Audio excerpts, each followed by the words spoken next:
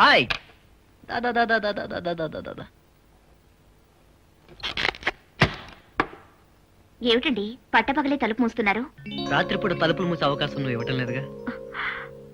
ఆ రోజు మీ తొందరపాటు వల్ల ఎప్పుడు మీరు నా దగ్గరకు వచ్చినా ఏదో చెప్పలేని భయం వేస్తోంది. గుండె దడగా ఉంటుందండి. I'm sorry. ఆ రోజు పశువులా ప్రవర్తించాను. Really I'm very sorry. Sorry చెప్పాల్సింది నేను. భర్తగా మీరు చెప్పింది కాదనే హక్కు నాకు లేదు. కానీ నా ఆరోగ్యం చక్కబడేదాకా మీకు దూరంగా ఉండే అవకాశం ఇమ్మని ప్రార్థిస్తున్నాను. ఈ విషయం అక్కేలకి చెప్పలేక ఎన్నో అబద్ధాలాడి వాళ్ళని నమ్మించానండి. నాకు గొప్ప శిక్షే వేశావు. బాధపడుతున్నారా? బాధే మరి. భార్య దగ్గరికి రాకపోతే భర్తకు విరహ బాధే.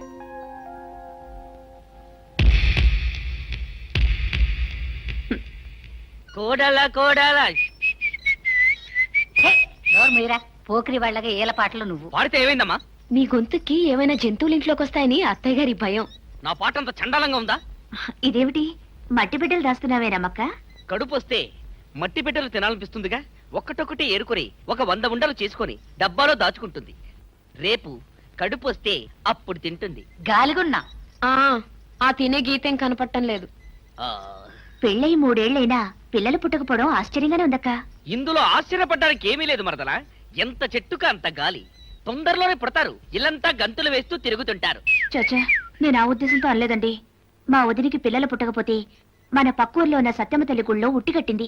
అంతే, నెల తిరగకుండానే నెల తప్పింది. అవునమ్మా, సత్యమ్మ తల్లి సత్యం ఉన్న దేవతే. అక్క కూడా అక్కడే ఉట్టి కట్టొస్తే బాగుంటుందని నా ఉద్దేశం అత్తయ్య గారు.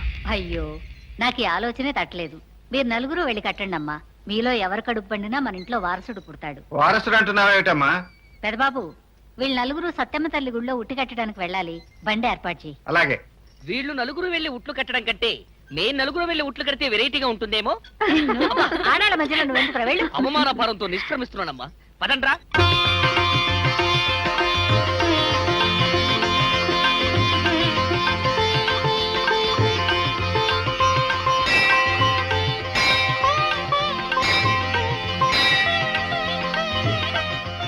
వెళ్ళి సత్యమ్మ తల్లిని తలుచుకుని ఉట్టి కట్టిరండమ్మా. అలాగే అత్తయ్య.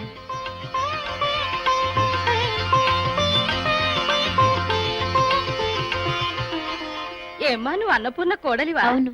ఉట్టి కట్టావా? ముక్కోటి దేవతలకు మొక్కినా, ఊర్లో ఉన్న చెట్లన్నిటికీ ఉట్లు కట్టినా మీ ఇంట్లో ఉయ్యాల ఊగదు. ఎందువల్ల? నాగదోషం ఉంటే నలుసైనా పుట్టదు. నాగదోషమా? అవును, మీ ఇంటికి నాగదోషం ఉంది.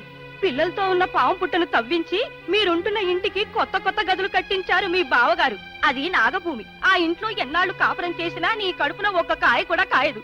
చాలే, పెద్ద తెలుసున్నట్టు చెప్తున్నావు. పడగొట్టింది పావుల పుట్ట కాదు, చీమల పుట్ట. పాముల పుట్టే. రమా!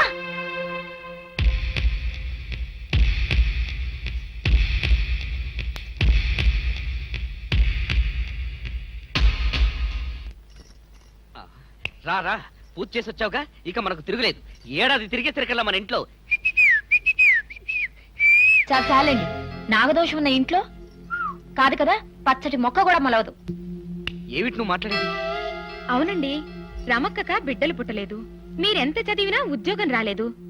అచ్చిరాని ఈ కొంపలో ఉంటే అణగారిపోతామండి. పట్నం వెళ్ళి కొద్ది రోజులుందామండి, మన గీత మారొచ్చు. ఏమిటి వేరే కాపురమా? టెంపరీగా అంతే. ఊళ్ళోనే ఉన్న మా పుట్టింటికి వెళ్దాం. పిల్ల పాప కలిగాక కావాలంటే తిరిగి వచ్చేద్దాం. నోర్మయ్, అన్నయ్య వింటే బాధపడతాడు. 4 గదులు ఇంటిని 10 గదులు చేశాడు. 5 ఎకరాలను 50 ఎకరాలు చేశాడు. దోషం అనేది ఉంటే అలా జరుగుతుందా? అది కాదండి. ఇంకేం చెప్పద్దు. కావాలంటే పట్నం వెళ్ళి నువ్వే కాపురం పెట్టు. ఎప్పుడైనా మొగుడు మీద సరదా పడితే వచ్చి వెళ్తూ ఉండు. బేసిక్గా ఉంటుంది. ఏంటి అడి తిరిగిపోయా? నాకేం ఇప్పుడు మొగుడు మీద సరదా పుట్టడం లేదు. చేతియండి. మీరు నా మాట విన్నప్పుడు నేను మీ మాట విన్నా. రమా రమా,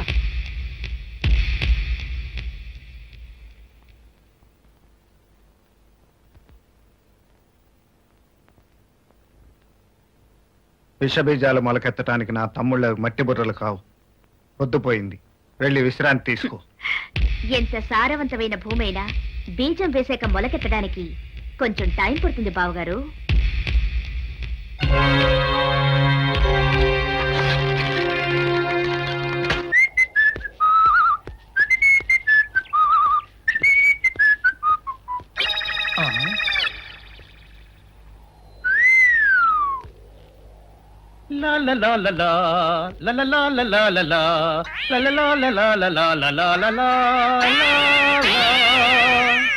శుక్రవారం లక్ష్మి దొరికింది.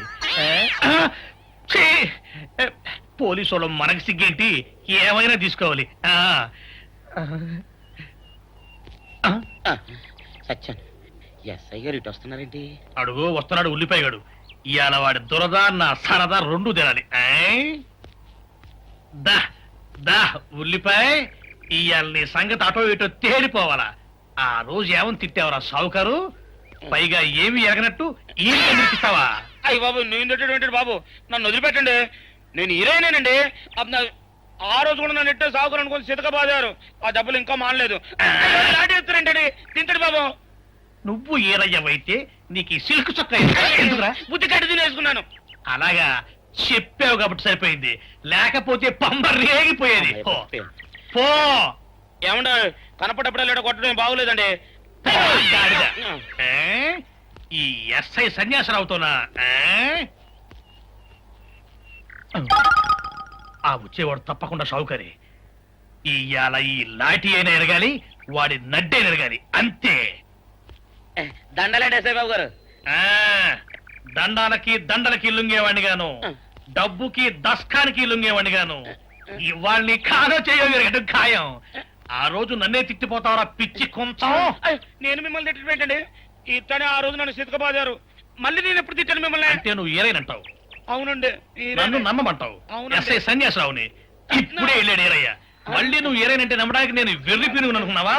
రే, పోలీసు చోటుతో పెట్టుకుంటే పొడి పొడి పొడి పొడి అయిపోతావు, కంది పొడి అవుతావు, కాఫీ పొడి అయిపోతావు, పెసర పొడి అయిపోతావు, పొడి పొడి పొడి. నువ్వు ఏరైవా? అవునండి. మరి వాడు సావుకారు. సావుకారా? అసలు మీరిద్దరు ఒకే రకంగా ఎందుకున్నారా? నన్ను కన్ఫ్యూజ్ చేయడాక, నన్ను కన్ఫ్యూజ్ చేయడాక, నన్ను కన్ఫ్యూజ్ చేయడాక. అసలు వీళ్ళిద్దరూ ఒకే రకంగా ఎందుకున్నారబ్బా? వీళ్ళ జన్మరహస్యం ఏమైంటుంది? స్పీ బాలా, తాత గుంతలా ఉంది. బాలా, బా మా బాలెక్కడమ్మా? అత్తయ్య బాలక్క ఇప్పుడే గుడికి వెళ్ళారు. ఇప్పుడే వెళ్ళారా? మన తోటలో కాల్చిన అరటిగల ఇద్దామని తెచ్చారు. మన తోట ఇంకా కాపుకు రాలేదే. అది కాదమ్మా, ఈ మధ్య నేను మా బాలమ్మ పేర 1 ఎకరం అరటి తోట కొన్నాను. అందులో కాసిన మొదటి గలిది. అక్కడ పెడతాను, మళ్ళీ వస్తా బాబు. అలాగేనండి. తమ్ముడు, 2 పూటలా తిండి కోసం ఎత్తుకునే ఆ ముసలాడికి 1 ఎకరం అరటి తోట కొనుక్కునే డబ్బు ఎలా వచ్చిందంటావు? ముసలాయన దగ్గర డబ్బు లేకపోతే డబ్బున్న వాళ్ళు ఎవరైనా రహస్యంగా సాయం చేసి ఉండొచ్చుగా. రహస్యంగా ఎవరు చేస్తారు? ఆ పొలం కొంటే ఎవరికి లాభమో వాళ్ళు చేస్తారు. అంటే నీ ఉద్దేశం అన్నయ్య తాతకి డబ్బిచ్చుంటాడా? ఇస్తే ఇచ్చుండొచ్చు. ఆయన భార్య గురించి ఆయన జాగ్రత్త పడితే తప్పే ఉంది. అంతా మీలాగే ఉంటారా? మొత్తం కుటుంబ క్షేమం కోసం ఆలోచించే అన్నయ్య తన భార్య క్షేమం కోసం పొలం కొన్నాడంటే నేను నమ్మను. గోడకు కొట్టిన సున్నంలా కనపడుతుంటే నమ్మకపోతే ఏమనుకోవాలి? మన కర్మ అనుకోవాలి. అసలు ఈ చర్చ ఎందుకు? అన్నయ్యని అడిగితే పోలా? వద్దండి, తను చేసిన పని మీ దాకా వచ్చింది, మీరు అనుమానిస్తున్నారని మీ అన్నయ్య గారికి తెలిస్తే బాధపడతారు. అడగద్దు. విద్య చెప్పింది కరెక్ట్. ఎవ్వరు తొందరపడకండి. నువ్వు వాడు. బాలా, ఏంటత్తయ్య? ఇది రామం వాళ్ళ అమ్మ నెక్లెస్. రామం భార్యకి ఇవ్వాలనే ఉద్దేశంతోనే దాచిపెట్టాను. పెట్టుకోమ్మా. మీ చేత మీరే పెట్టండి అత్తయ్య. అక్క, ఇలా రండి. ఏమిటి? బాగుంది. మీ అత్తగారికి దండం పెట్టుకుంది కాని పదమ్మా. చూసారా చూసారా, మనం ఎంత చేసినా ఆవిడికి ఆ కోడలన్నా కొడుకన్నా ప్రాణం. మన బంగారం మంచిది కాకపోయిన తర్వాత కంసాలను అనాల్సిన పనే ఉంది. తప్పు మన మగాళ్ళది. ఏమిటి చూస్తున్నారు? మీ చేతకనితనాన్ని. మీరు నోరు విప్పకుండా ఊరుకుంటే ఈ ఇంట్లో ఏవైనా జరుగుతుంది.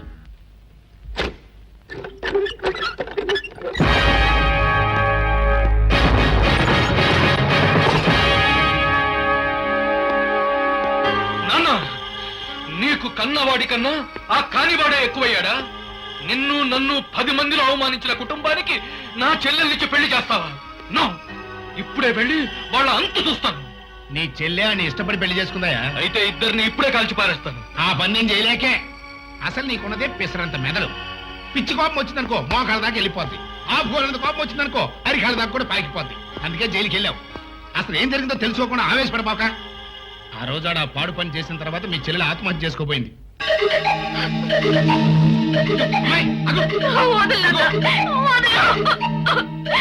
నన్ను చావనే నాన్న. సంతోషించాలి. ఇప్పటికే జరిగిన అవమానంతో నా గుండె కుత్త కుత్తలాడిపోతూ ఉంటే ఇప్పుడు నువ్వు చచ్చి నా కడుపులో చిచ్చు పెడతా ఉంటే నువ్వు చచ్చావంటే ఆ రామంగాడు అనుకున్నది సాధించినట్లే. అలా జరగడానికి వీల్లేదు.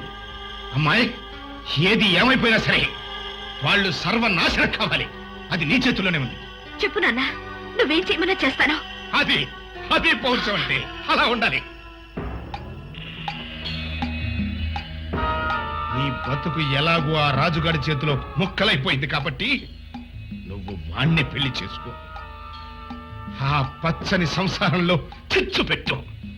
వాళ్ళ బతుకుల్ని బజారు పాలు చేయి. అది మానభంగం కేసు కింద ఇప్పుడు ఆయన జైల్లో పెడతారు. మన కచ్చ తిరుద్దా? అందుకే వాళ్ళ కుటుంబాన్ని సర్వనాశనం చేయమని నేనే పంపించాను. విద్య ఇప్పుడు ఆ పని మీదే ఉంది. మంచి పని చేసావు. ఇప్పుడే నేను వెళ్ళి చెల్లాయిని చూసొస్తా. వద్దు, అదే ఇక్కడికి వస్తుంది. మీ అన్నయ్యకి కొడుకు పుట్టాడు కదా, బారసాలకి రమ్మని నేనే అంజిగారితో కబురు చేశాను. మళ్ళీ అంజిగాడు ఇంట్లో చేరాడా? బావమరిది కదరా, ఎక్కడికి పోతాడు? సరే, ఎట్టగా నువ్వు వచ్చావు కదా, ఇక నుంచి నేను చూసి ఆడే ముఖం చాడే తిరుగుతాడు. అగ్గి పెట్టాలంటే ఆడే పెట్టాలరా. ఈ పాటికి పెట్టే ఉంటాడు.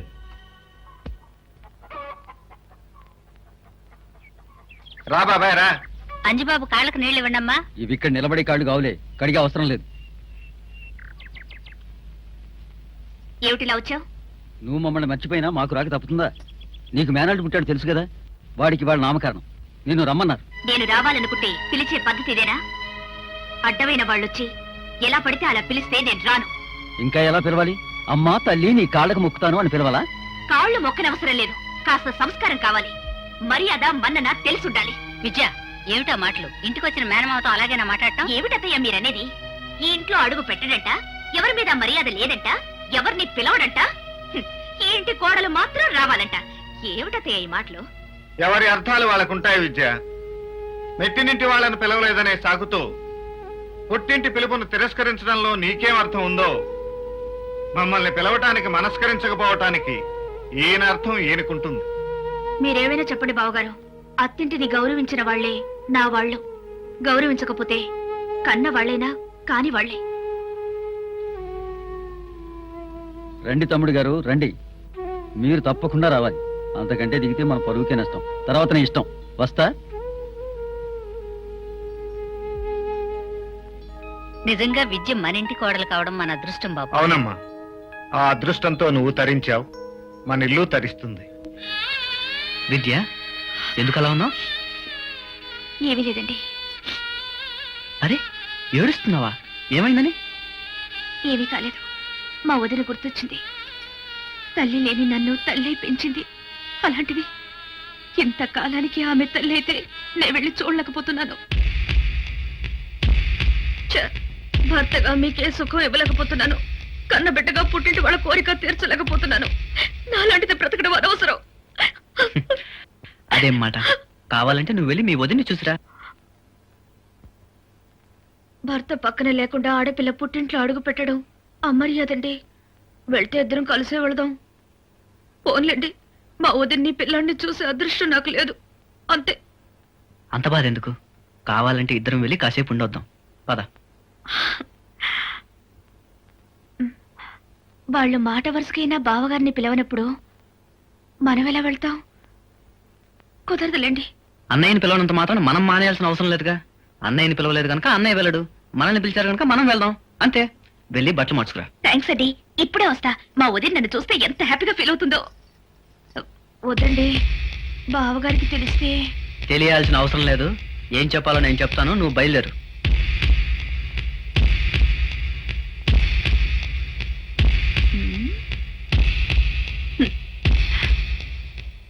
అమ్మా, ఏరా? నేను విద్య గుడికెళ్ళి వస్తాం. అలాగే. వెళ్ళొస్తాం అత్తయ్య. మంచిదమ్మా. అన్నయ్య, మేము గుడికెళ్ళి వస్తాం. అలాగే వెళ్ళండి. వస్తాం బావగారు. మంచిదమ్మా. అయ్యో, చెప్పులు మర్చిపోయారండి, వేసుకొస్తాను. త్వరగా రా.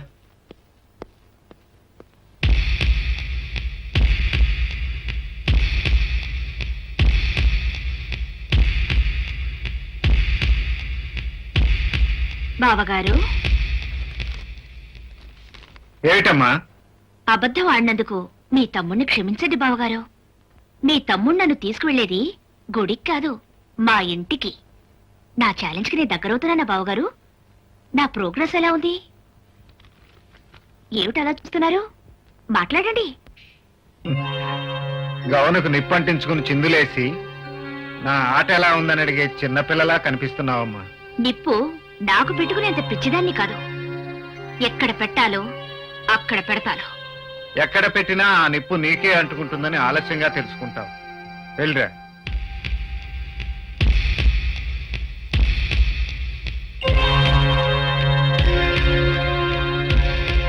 ఓం జాతవేదసే సునవాభసో మమరాతి యతో నిదహాతి వేదః. అసలు ఆ అంజిగాడు ఇంటికెళ్ళి చెల్లాయికి చెప్పాడు, ఎక్కడైనా తాగి పడిపోయాడు. చచ్చా అంత జరగదేరా.